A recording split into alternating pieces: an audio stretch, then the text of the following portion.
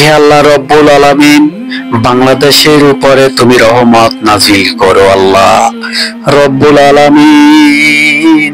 নিরহ মানুষ আজকে অনাহারে দিন কাটে।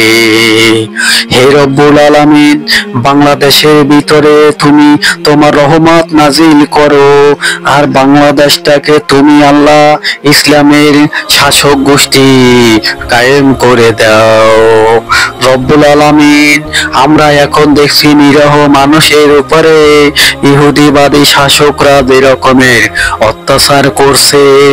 রব্বুল আলামিন, আমার এই মোনাজাত কবুল করো আল্লাহ রব্বুল আলামিন। রহমানের রহিম, পৃথিবীর ভিতরে নিরহ মানুষ আল্লাহ না খাইয়া মারা যায় আল্লাহ, তাদেরকে তুমি রিজিকের ব্যবস্থা করে দাও আল্লাহ। এই ময়দান থেকে আমাদের মোনাজাত আল্লাহ তুমি কবুল করে নাও রব্বুল আলামিন।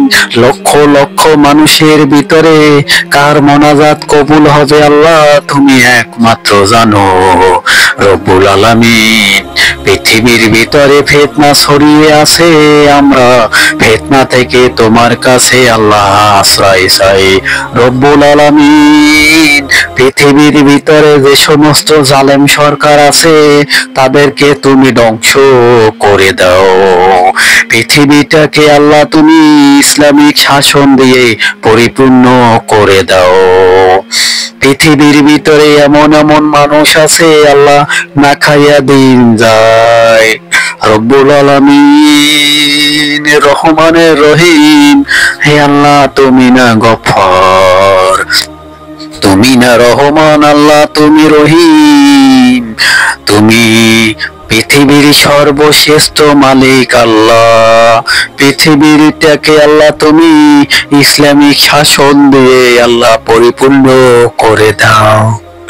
পৃথিবীর ভিতরে যে সমস্ত মানুষ আল্লাহ তোমার কাছে নাফরমানি করছে তাদেরকে তুমি ধ্বংস করে দাও আল্লাহ। গজব দিয়ে তাদেরকে তুমি পৃথিবী থেকে ধ্বংস করে দাও যারা ইসলামকে নিয়ে ষড়যন্ত্র করছে রব্বুল আলামিন।